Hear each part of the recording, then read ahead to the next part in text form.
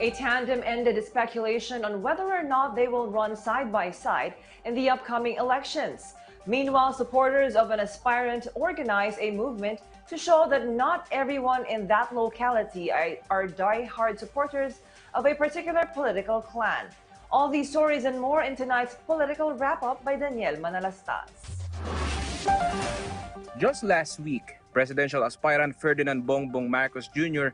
and Vice Presidential bet Davao City Mayor Sara Duterte Carpio marched the aisle together in a wedding in Cavite as sponsors. Many wondered that time if they would also be partners in the 2022 national elections. But last night, it became official as both camps confirmed a BBM-Sara tandem for 2022. Mayor Sara called for unity and continuity of what her father started for this country. She also revealed the support she sought from the ruling party was denied. Ang aking partido ay nakipag-alyansa at humingi ng suporta para kay Bongbong Marcos at para sa akin. Matapos kong tanggapin ang inyong hamon at panawagan. Tinanggihan ito ng PDP at naiintindihan natin ito. Pero gusto ko lamang nalinawin, walang pangalan na sinisira o dinudungisan. Walang sinasagasaan. Walang inaagrabyado, inaaway, pinapaiyak o inaapi.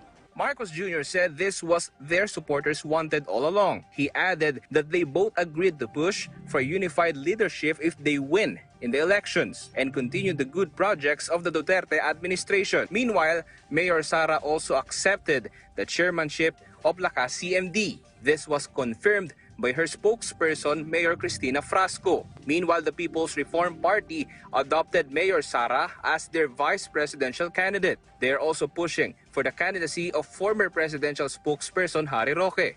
Kung ako po ay medyo natahimik bilang presidential spokesperson sa pagbabatikos sa mga buhayan ng PhilHealth, wala na po ako sa barangay, balik na po ako sa dati kong papel, babatikusin ko ang mga buhaya.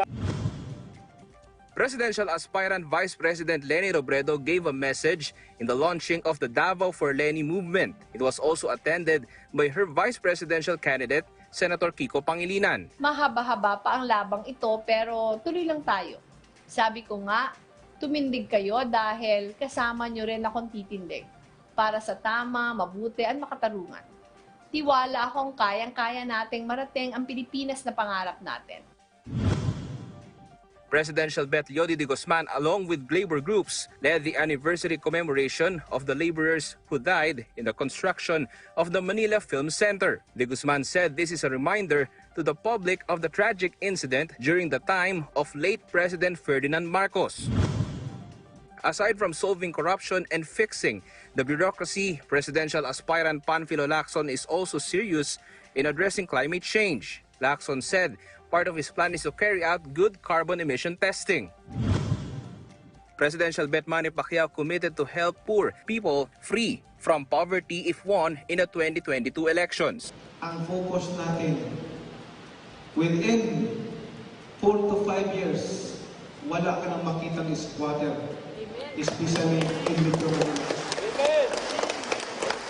Especially in Metro Manila, sabi nila, that's impossible.